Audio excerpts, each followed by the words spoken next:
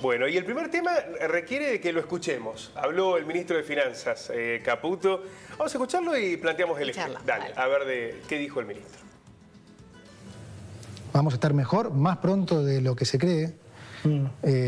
Y en dos o tres años vamos a estar mucho mejor. Y no va a haber ninguna duda que el esfuerzo que hoy estamos haciendo todos los argentinos, en particular la clase media y la clase baja, se van a sorprender. Y realmente se van a sorprender, porque yo creo que Argentina va a salir muy fuertemente de esto. Yo creo que la recuperación, en función de lo que estamos viendo, va a ser fuertísima. Lo piensa de verdad, ¿no? Pero no tenga... No, bueno, se me tengo que preguntar, porque lo recontra hay pienso. tantos políticos que mintieron, nos mintieron tanto. Dije, el contrato nuestro con la gente, y la gente lo sabe y lo ve, es la verdad. Y además, déjame decir algo, está pasando todo lo que hemos dicho. O sea, no le hemos cambiado un ápice a lo que hemos dicho, y lo que hemos dicho es lo que está pasando. Así que créannos. Es la última bala, lo tienen claro, ¿no? No hay otra. Por eso si no esta sale mal... Por eso no hay alternativa, es esta. La otra alternativa era la de la hiperinflación. Claro. Así que el pedido es que sigan aguantando, que en 3 años, 2, 1, somos otro país. En 3 años, 2, 1... somos otro país. Sigan aguantando. Claro. Sí, sigan aguantando. El sigan aguantando. Sobre todo le habló a la clase media, la clase baja, que bueno, los más perjudicados sigan aguantando. ¿Aguantan? ¿Se puede? ¿Aguantamos tanto? Y creo que hay una enorme dificultad, sobre todo pensando en que la situación de crisis o estancamiento, para no ponernos tan técnicos, por la que viene transitando la Argentina, son ya varios periodos presidenciales que se vienen arrastrando, con una profundización en este momento por la dimensión de las medidas más de características ortodoxas en el impacto del ajuste, ¿no?, que se está haciendo en este momento, que tiene un claro contrapeso en lo que es la pérdida del poder adquisitivo de la gran mayoría de la población. De cierta manera creo que era un ajuste anunciado, eso me parece que está a la vista, pero no es lo mismo siempre un concepto teórico que sentirlo. ¿No? Claro. Y en cierta manera sí estoy de acuerdo de que una porción importante de la población sabía lo que elegía, o en términos generales considerábamos que la situación del país estaba en una crisis orgánica muy importante, que en cierta manera se necesitaban aplicar otro tipo de políticas para una coyuntura que, bueno, habrá que ver cuál es el grado de aceptabilidad o de tolerancia social que permite implementar este tipo de programas. ¿Cuánto se puede aguantar, no? Sí. Porque no es lo mismo 1 año, 2 años, 3 años, que 6 meses. Y como también salir de solamente una discusión técnica. En economía, digamos, lo que existen son caminos para llegar a un objetivo, y en todo caso... por así solo el título no te dice mucho. Si me van a decir, sí, solucioné el problema del déficit fiscal financiero en un mes, pero a cambio de ajustar casi 1/3 del valor de las jubilaciones, digamos, tiene un trasfondo político, claro, indudablemente. Es sostenible ese ajuste, ¿no? Me refiero a... el déficit cero implicó la reducción de jubilación, ¿a costa de qué, salario. ¿no? Claro. Si esto vos lo podés sostener en el tiempo para garantizar ese déficit cero. Sí, como siempre, en relación tiene que ver primero con el grado de capacidad que tiene y de organización, lo que podemos denominar como trabajo, y por otra parte, en este caso, la legitimidad de un gobierno, y sobre todo pensando en que la sociedad argentina, en la situación en la que está, necesita respuestas rápidas a problemas que viene arrastrando hace tiempo. No nos olvidemos de cuál fue el discurso del gobierno y cómo llegó prometiendo un ajuste sobre lo que por ahí tan usado y utilizado de manera reincidente, pero el término de casta, y en cierta manera también los propios analistas y los economistas advertían que lo que se considera como la casta política, en lo que representa en el gasto, es una porción muy minoritaria. Indudablemente el problema fiscal por Argentina viene por otro lado. Sí. Y ahí tenés una contradicción, sobre todo en cierta manera de lo que la gente eligió, y también en cierta cultura política que tenemos nosotros, que nos guste o no, mal que nos pese, somos una sociedad que está muy habituada a tener algún tipo de vinculación con el Estado. Ya sea en algún tipo de asistencia, o en el envío de nuestro hijo a una escuela, o entre el acceso a la educación pública, etcétera, etcétera, etcétera. Sí, viste que sigue insistiendo en que no había otra alternativa. que era esto o esto, si no íbamos a llegar a una hiperinflación. Bueno, lo dijo igual ahí el ministro, que ¿qué es esto lo que había que hacer?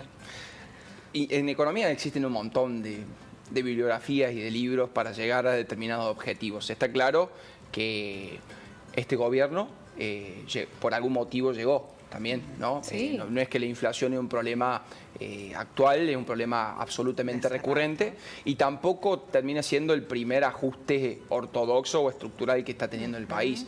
En todo caso, el gran desafío termina siendo el político, de cuán viable es ese ajuste y cuándo se empiezan a percibir los resultados en términos positivos. Claro. Y ahí también para poner un poco en correlación a lo que fue la discusión tanto del DNU como la ley ómnibus. En cierta manera, uno siempre se pregunta, no nos vayamos tan lejos, el caso Duhalde fue un ajuste incluso más duro que este, ¿no? Lo que pasa es que lo hizo el peronismo con el acompañamiento del sector sindical y también, en cierta manera, con cierta permisividad de la oposición en ese momento, encabezada por Alfonsín también, digamos, en lo que se denominó el pacto Alfonsín-Duhalde, y por sobre todo también con sectores de la industria argentina que en cierta manera se vieron beneficiados, por ejemplo, por lo que fue la especificación asimétrica, ¿no? Creo que, en cierta manera, en este caso sí se ve una falta de experticia claro, política. ¿qué diferencia notás con y claro, justamente de cuál es, digamos, la estrategia que se adopta, si es primero necesaria que se vea un efecto positivo del plan de estabilización para luego ir a una reforma institucional o al revés como quiso hacer el gobierno. Acá el gobierno puso primero sobre la mesa una reforma institucional sin tener un efecto estabilizador de la política que implementó. Sí, ¿no? Reforma de 1000 y pico de artículos con una ley que se cayó y con el DNU que comienza a tratarse ahora y bueno, dicen los números de la bicameral que está ahí medio reñido con 4 integrantes de la misma que podrían estar definiendo, entre ellos el propio Mazot. ¿Qué va a pasar con eso? ¿Qué consideras? Bueno, creo que lo que hasta ahora ha demostrado el presidente Milei es que, primero quiero decir que es eso, también es como una cuestión que vamos a ir aprendiendo a lo largo de que pasen los días, no estamos habituados a Milei presidente, es muy pronto también el inicio de su mandato y a diferencia de lo que ha sucedido antes, que estábamos más acostumbrados a los nombres de que circulaban, claro, acá estamos conociendo una figura que viene como outsider a hacer política y bueno, estamos aprendiendo también su forma de hacer política, pero sí lo que ha demostrado hasta ahora, que más de tener una tendencia a ir hacia atrás, es como que así siempre apuestas al doble. Sí. Y creo que en ese sentido es muy difícil lograr esa tan ansiada gobernabilidad, ¿no? Que uno no sabe si lo utiliza después como chivo expiatorio para explicar el fracaso de lo que busca implementar, o si realmente una persona que está dispuesta a decir, che, voy por esto, si no lo logro, no cumplí con mi objetivo. Que pienso también, perdón, Mechi, la inseguridad jurídica que da, porque si el DNU es rechazado, pensemos que hay contratos de alquiler que en este tiempo se hicieron con la vigencia del DNU, no con la ley anterior. Sí. Todo eso queda en un marco de incertidumbre tremenda y así un montón de otros temas, ¿no? Dentro del DNU cayó la cuestión de los clubes de fútbol, que bueno, queda lejos en términos, no hemos conocido de alguno que quiere ser comprado, privatizado, siendo una SAD. Eso también en el caso de la micro, ni que hablar en la macro. Digamos, los países ¿cómo crecen? Por el consumo, por la inversión o por las exportaciones. Para lo primero está complicado porque ya los efectos de la licuadora están teniendo impacto directo sobre el consumo. Lo otro es necesariamente o reforma institucional y seguridad jurídica. ¿Cómo lo estás logrando? Todavía no está muy claro, ¿no?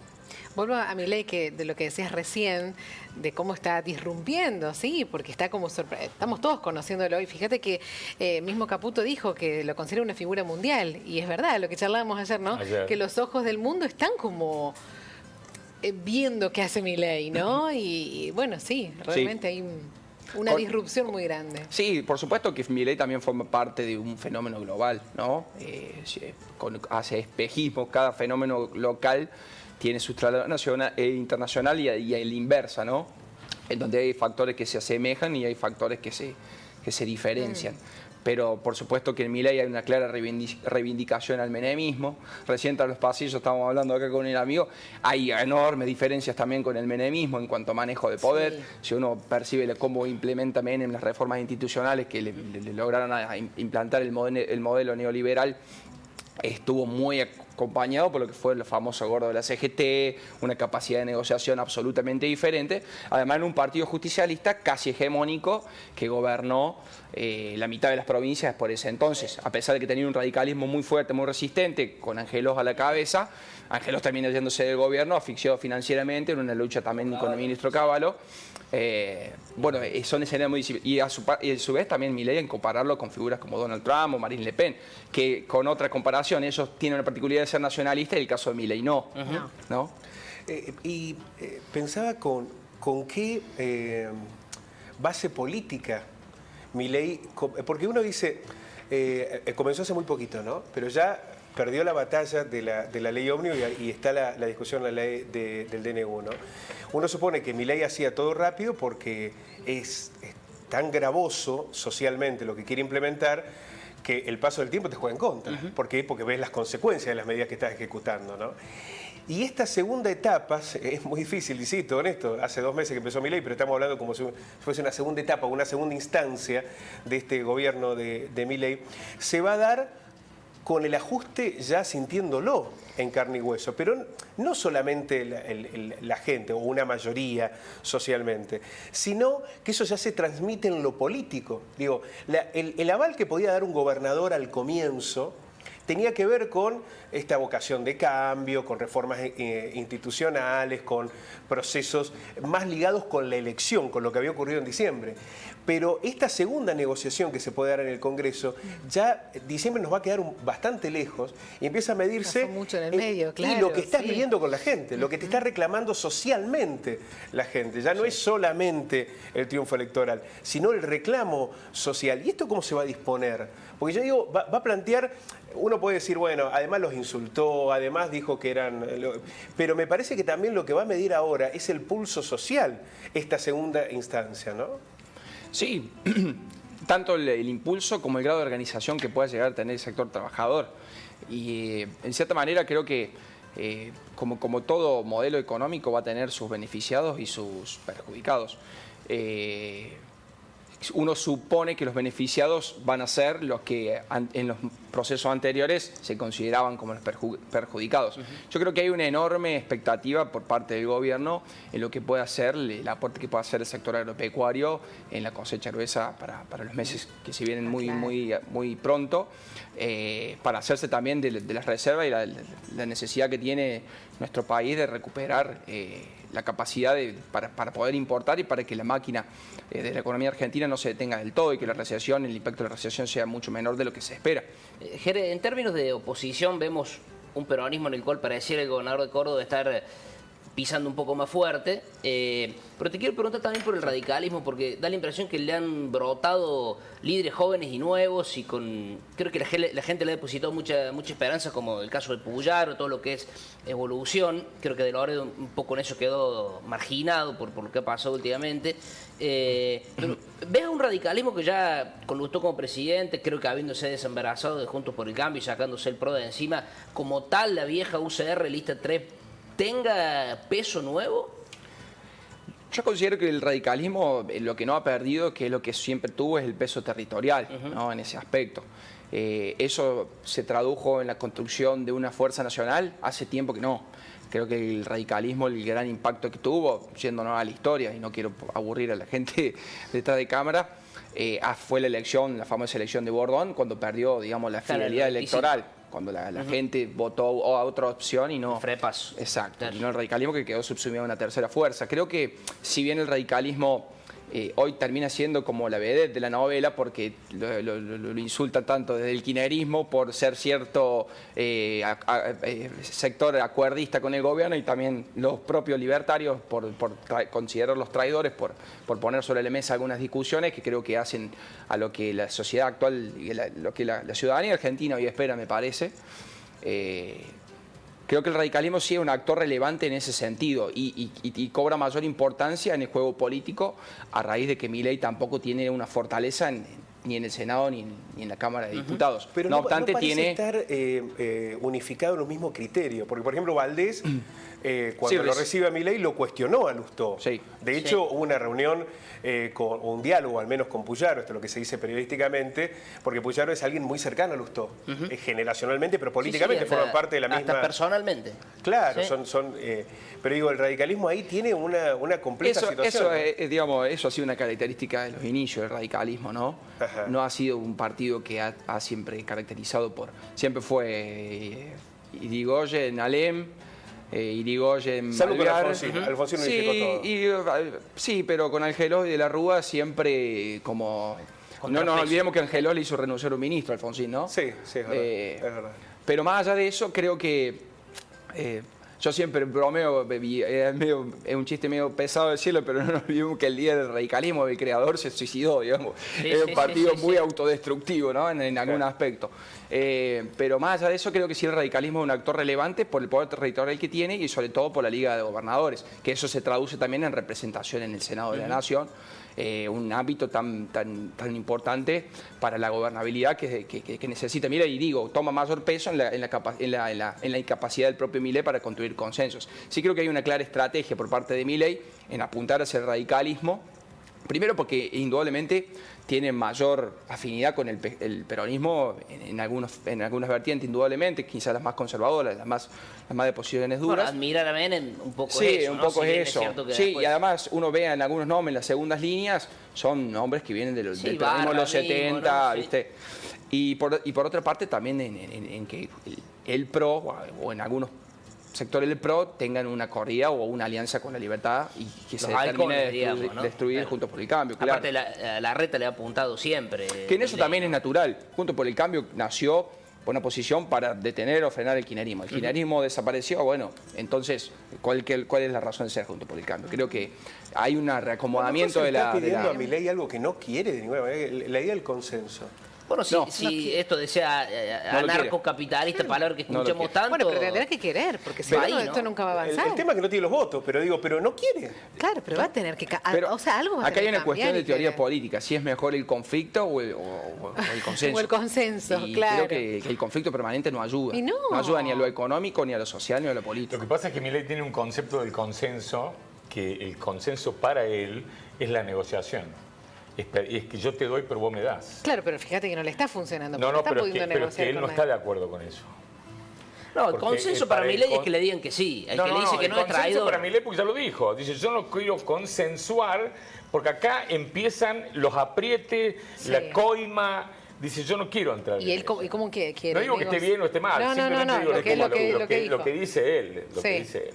De todas maneras, yo creo que acá yo voy por otro lado, ¿no? Yo escucho atentamente lo que dicen y coincido, pero me parece que nos estamos olvidando de algo que es fundamental y que creo que es la base de todos estos cambios, que es la sociedad argentina está viviendo una crisis de verdad. De verdad. De la palabra verdad y del concepto de lo que es la verdad. Nos han mentido tantos años que cuando encontrás un tipo que te dice lo que hay que hacer y lo cumple, más allá de que estemos de acuerdo o no, más allá de eso, nos encontramos con esa crisis de verdad. Estamos ante una persona que dice lo que va a hacer y lo hace. Bueno, pero en el ajuste lo paga la casta, no va a caer sobre el privado, va a caer No, sobre... no, la casta está pagando el ajuste. Si vos estás viendo, para mí la casta está pagando, los fondos fiduciarios son de la casta, los negocios del PAMI y del INADI y de Aerolíneas Argentinas son de la casta, la guita que se afanaron del ANSES para poner en Aerolíneas Argentinas 80 millones de dólares para frenar un poco la bronca de que era una empresa deficitaria, es de la casta. Todos los negociados de los referentes sociales son de la casta. Ahora estamos viendo Grabois, se afanó un montón de guita. No, bueno, está pero lo mismo en que eso- está lo mismo que no, porque Grabois está de los dos lados. No, porque yo creo que Grabois está también- de los dos lados del mostrador. Yo creo que en eso ¿no? hay una Entonces, bueno, puja. esa es la casta es los tipos que tenían 120 choferes, esa es la casta. Sí, pero para yo- Milei, no estoy diciendo que sea para mí. No, obvio, obvio. Va. Entonces digo, acá hay una crisis de verdad. Nos han mentido siempre, siempre nos mintieron, siempre pusieron parches. El tipo te dijo, che, bueno, miren, hay que hacer una operación, hay que cortar la gamba. Quiere cortar la gamba. Y el tipo va y quiere cortar la gamba. Nos puede gustar o no, podemos discutir las formas, estamos totalmente de acuerdo con esos temas. Lo que no podemos discutir, creo, es que el tipo dice lo que va a hacer y lo hace. Y la gente votó eso. No, pero eso La gente votó. El a ver, principal capital es ese. yo no creo que la gente haya votado en concreto una medida o una forma de hacer política en particular. Yo creo que la gente votó a alguien que les dijo la verdad. Yo creo que ganó más el voto bronca que otra cosa. No, para mí no. Voto bronca no. Yo creo que la gente, yo creo que este tipo ganó porque les dijo, che, el país está en esta situación. Bueno, ahora está haciendo una auditoría general de las 114 empresas estatales que va a ser un desastre. Un desastre. Hasta han encontrado en el INADI una mesa de compra y venta de dólares de la cámpora. Entonces, viste, va a ser un desastre. Que esto hay que exponerlo, por supuesto que hay que exponerlo, porque esta gente está manejando plata nuestra, es plata del Estado. Vos con tu plata haces lo que quieras, pero con la plata del Estado no. Bueno, entonces, ¿qué digo? Digo que más allá de todas las medidas que la gente haya podido analizar o no, que creo que no lo han hecho, me incluyo, de manera sesuda, sí creo que lo que el tipo explotó fue su verdad. Dijo, che, esta es la situación, hay que hacer esto. El que me quiera acompañar, y la gente acompañó. Mira, quiero compartir la gente también. Guillermo dice lo mismo, dijo Alzogaray hace 60 años. Tenemos que pagar el invierno, época de Frondizi, hemos pasado muchos inviernos. Ahora es con el la verano. misma Claro. Tengo que pasar el verano. El invierno. Que de hecho ha sido caluroso. Sí, muy caluroso. Y lo sigue sí. siendo. Hemos pasado con muchos inviernos con la misma fórmula de ajuste. El resultado fue más pobreza y mayor endeudamiento. El esfuerzo siempre lo hacen los jubilados y los asalariados, nunca los que más tienen, dice Guillermo. Ramiro también nos escribe y dice, es imposible aguantar 3 años con este tipo de medidas. Más que una burla, parece un reality show de políticos donde los únicos perjudicados somos nosotros. Y Raquel, sumo uno más, con el tema de la casta, le han metido la mano en el bolsillo a los jubilados como nunca. Que son 70.000 pesos si gasto 50 en medicamento, con respecto al bono que ahora se conoció. Dice Pero esto que Raquel. plantea Raquel a mí me parece que es interesante, porque yo creo que la principal mentira del discurso de Milei es a quién fue dirigida el ajuste. Y el ajuste socialmente es una licuación enorme de los salarios y de las jubilaciones. Ya venía con una licuación, lo que hace es profundizar eso y trasladar fundamentalmente a los sectores sociales mayoritarios. Yo creo que esto también va a terminar impactando en los comercios, va a terminar impactando en las industrias cuando las industrias cayeron un 6% en enero, van a seguir cayendo, van a caer las pymes. La caída del consumo en Argentina depende en gran parte del consumo interno como mecanismo de economía. Cuando 100%. Esto se restringe, la lluvia de inversiones en algún momento la han prometido. ¿Llegará? No lo sé. Pero digo, mientras tanto vos tenés una economía que depende del consumo interno que se está cayendo.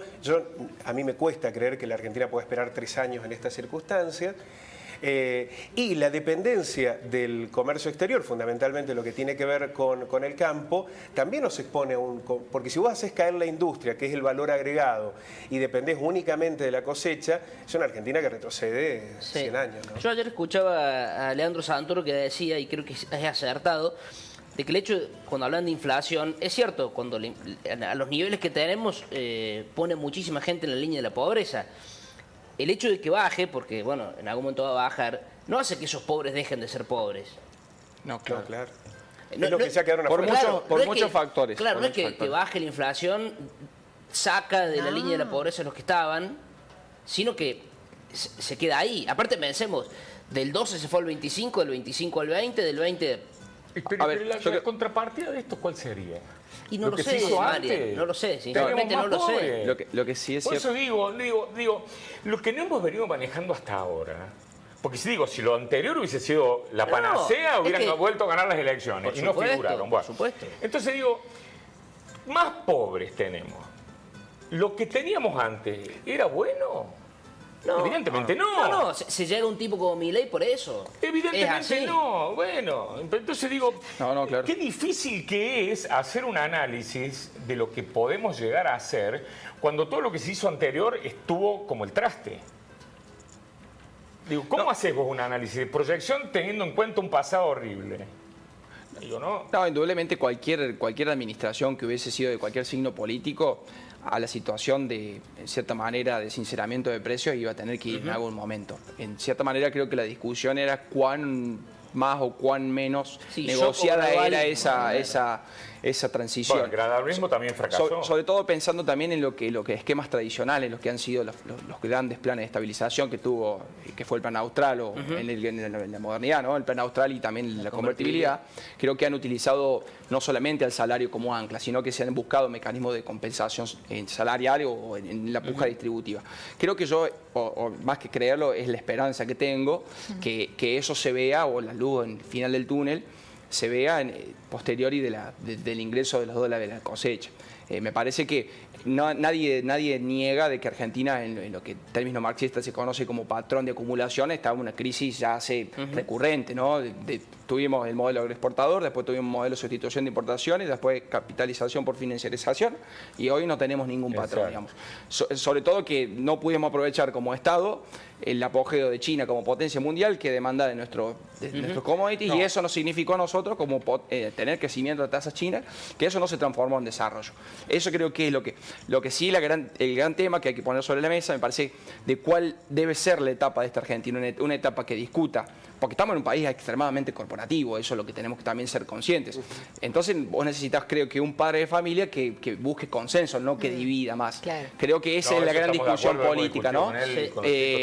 Pero bueno, no parece ser la estrategia que hoy adopta el presidente. Y esto lo traemos a colación otras veces que hablamos del caso Israel cuando baja la inflación. Es cierto, una democracia diferente y demás, pero escucho mucho de consenso nacional, de un nuevo contrato social, pero esto parece absolutamente imposible de que pase. Pero digo, en este caso como Milei como presidente, sentar en una mesa, en sentido figurado, a todos los grandes actores políticos de la Argentina, a Cristina, a Macri, a los radicales y demás, y bueno, llegamos a un acuerdo entre todos, los sectores sociales, los sectores sindicales, vamos a ir por acá, consensuemos entre todos una alternativa de que esta es la manera de que salgamos, pero así. El tema es que es imposible con un tipo que tiene ideas tan revolucionarias y tan dogmáticas. Es la forma, ¿no? Es la forma. Eso sería el ideal. Igual creo que considera que... Dale. No, igual creo que considera que lo hace porque sabe la legitimidad de los demás actores está muy diluida, ¿no? Totalmente. Pero también está la cuestión de fondo, digamos. Los países que salieron, vos citabas Israel. Israel hizo un ajuste tremendo porque tiene una inflación muy grande. 200, sí. Pero que lo acompañó con un proceso productivo. Está bien, es cierto, con una enorme ayuda de los Estados Unidos, ¿no? Pero acompañó el programa fiscal con un programa productivo. Porque no te alcanza solo con ajustar si vos no fortaleces el mecanismo de ingresos que puede tener.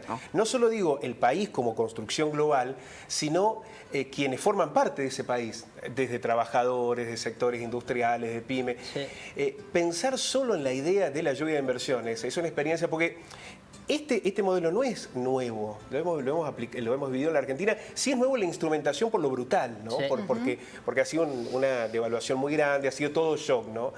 Pero si vos no acompañás el modelo de ajuste con un modelo productivo, el problema es hasta dónde llega el ajuste sin que vos empieces a ver cómo incorporás ingresos, ya sea en la economía interna, mejorándote el salario, vos podés ir a comprar las zapatillas o cambiar las cubiertas del auto, esa es la mala de o la mesa, industria. Claro, el caso Israel, entre varias cuestiones, escuché a un economista que, así sintéticamente, decía que más o menos se subieron los salarios el 50%, el precio de las tarifas subió el 70%, con la posibilidad de que uno puede ahorrar en términos de su casa y demás, y un término que no lo entiendo, Jero, porque es muy técnico de los economistas, pero congelar precios relativos que también hace que sean variables imposibles, que un par de zapatillas te sale lo mismo que un alquiler, que te quedó retrasado, y entre otras cuestiones, y bueno, de a poco con un acuerdo social los tipos salieron después. Qué sé yo, no voy a hablar de esto porque no lo sé, simplemente repito palabras. Pero tiene que ver con esos ejes de Israel. Y después un sector productivo que incentivó la tecnología, la ciencia, la educación. Acá se buscó es el país que el más invierte en educación. Fue una experiencia similar, nada más que se le termina disparando por el déficit, digamos. Claro. También. Bueno, esa discusión hay que darla, ¿no? Porque si las cuentas cierran con la gente afuera... No, indudablemente. La conflictividad social va a incrementarse, sí. Es inviable. Bueno, Señora. y en este... No. Sí. Respiremos, relajemos un poco. Los iba a tirar con algo. Ahora sí. Los iba a tirar con algo, pero ahora los voy a seguir invitando a hablar ahora porque, digo, en este contexto que estamos hablando, bueno, incorporemos el tema paritarias, el título paritarias. ¿Qué cosa? ¿no sabés lo que es paritaria? No, ¿qué? Bueno, paritaria es, sí, es el protagonista de este ese momento. acuerdo entre patronal Ese acuerdo y que siempre trabajadores, cuesta. bien. Es un acuerdo que siempre Sí, cuesta, sí, pero está costando más todavía. Son poquitos los gremios que están acordando, ¿no?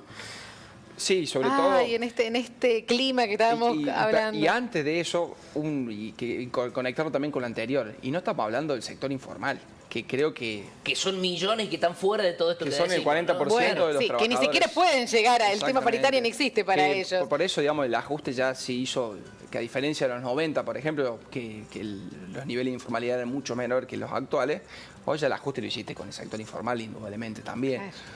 Pero bueno, el tema paritario la verdad que es un tema candente, sobre todo porque el gobierno ha demostrado un claro objetivo y un claro mensaje hacia los agentes económicos, que es que el déficit fiscal, eliminar el déficit fiscal no se negocia. Y creo que eso ha sido una constante. Y creo que ahí está el endurecimiento también en la negociación. Más sobre todo con el sector estatal que en el sector privado. Pero bueno...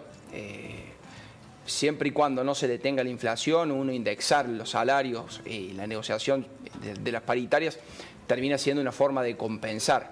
Pero si no hay un crecimiento de la economía y a su vez una paritaria que sea realmente compensatoria a lo que es el nivel de inflación, la pérdida de poder. Además, cualquier acuerdo queda lejos igual. Creo que la CGT está más cerca de un segundo paro general que de llegar a un acuerdo. Sobre todo cuando uno ve lo que está pasando con los estatales, está siendo bastante mezquina el ofrecimiento por parte del gobierno. Y por otra parte con la cuestión de los jubilados, que siempre más bien no lo hizo solamente Milei, sino que también lo hizo el gobierno anterior, en hacer un bono universal que lo que hace un achatamiento de la pirámide y no va en correlación a lo que venía recibiendo por haber cada jubilado. Creo que la verdad que en estos meses, por eso también el gobierno siempre se dice, abril y mayo, marzo son los meses más difíciles, justamente por estas negociaciones que se dan, con la inflación que ya la tenés, y que después no se terminan ajustando a lo que fue ese proceso inflacionario. Pero bueno, hay sectores que tienen mayor capacidad de fuerza, creo que ahí también, hacia adentro de lo que yo digo, cuán organizado está también el sector trabajador, creo que también hacia el sector trabajador tiene que haber una especie de lo que se considera como solidaridad de clase. No puede ser que vivamos en un país donde los bancarios y los camioneros siempre hacen mejores paritarias que los demás. Bueno, creo que eso también hacia adentro del sector sindical hay que empezar a redefinirlo. Y también, por supuesto, en la legitimidad que tiene que volver a recuperar también la propia CGT en relación a los posicionamientos que tiene y por otra parte también a cuán no empieza a respaldar también a sus trabajadores. Bueno, hoy repasábamos trenes, hoy Sí, sanidad. ayer trenes, Sí, hubo paro, hoy sanidad. Hoy sanidad. Mañana piquetero, No es momento, ATE. no están las mejores condiciones como para negociar, ¿no? Pero me parece que también, antes del paro general, lo que están planteando es visibilizar la situación de cada sector. Sí. ¿no? Claro. Sí. Que es también un mecanismo de desgaste, ¿no? Sí. De visibilizar qué es lo que... Y después, como condiciona eso, porque, bueno, lo dice el propio gobierno, ¿no? Marzo y abril van a ser meses muy complejos. Peor de lo que está. Sí, claro, mucho peor de lo que estamos. Entonces ahí, porque ahí empiezan a aplicar, a tener efecto las medidas que ya se aplicaron, más las que se incrementan. Tenés tarifa, tenés colegio y demás, pero tenés además las consecuencias de lo que ya está, ¿no? Y sobre todo a mí me preocupa la cuestión de la caída del consumo. Porque si eso se sostiene, hasta ahora nosotros estamos discutiendo recomposición, y lo que se puede llegar a discutir en 2 meses es cierre de comercio, cierre de industria, es pérdida de empleo. Porque, por ejemplo, el gobierno anterior tenías un recupero de empleo, pero era un empleo precario y con salario que no te alcanzaba. Sí. Entonces Tampoco no existe, no. Pero lo que pasa es que lo que puede llegar a discutir después es que pierdas el empleo. Entonces, ese es el dilema que se viene. No hay economía sostenible si no tenés ingresos. Vos podés ajustar, pero tenés que en algún momento discutir el ingreso. Sí, o te hace más lento o más rápido la recuperación. Bueno, claro. ¿No? Porque se discute cuán acentuada o cuán intensa va a ser el efecto B corta, que también es una discusión parcialmente tramposa, porque creo que Argentina tiene un techo que fue la experiencia 2011 como etapa de crecimiento, y creo que la discusión pasa por cómo rompemos ese techo, no solamente recuperar los niveles de 2011, que después en distribución per cápita, eso quiere decir también que estamos en un país que en su ingreso per cápita viene cayendo sistemáticamente. creo que ahí también hay otra discusión, también, de no caer en esa trampa de decir vamos a un efecto B corta. Y el modelo productivo. Sin dudas. Y a su vez Claro, también es de la discusión pensar... de eso, que eso no está. Exacto. Sí, Porque sí. te hablan del litio y decís, bueno, ¿pero qué van a hacer con eso? Sí, tal cual. Cuando te hablan, qué sé yo, sí me parece que hay un sector que, favorecido por el Estado, pero también por instrumentos propios, que es el de la tecnología, Sí. logró consolidarse y desarrollarse como una variable muy importante para la Argentina. Me parece que el turismo también lo había alcanzado en algún momento. Porque Sí. me parece también... Ahora está caro en dólares de vuelta el turismo. por eso se está Claro, casi- pero hoy no se está discutiendo el modelo productivo. Bueno, chicos, yo sé que les encanta estar acá charlando, Sí, pero es yo voy a hacer la mala de la mesa y les No. corto Pero bueno, acá. paritaria está complicado. Está por el complicado. momento. Esa es la conclusión que llegamos, está complicado. Gracias, Jere. Gracias por No, gracias venir, por la por invitación, sumarte a la gracias por la charla. invitación. Un A ustedes gusto. no les agradezco porque... ¿Por qué Y no? bueno, nos ¿Por vemos qué otro no? día. Sí. Gracias. Seguimos, vamos a la pausa.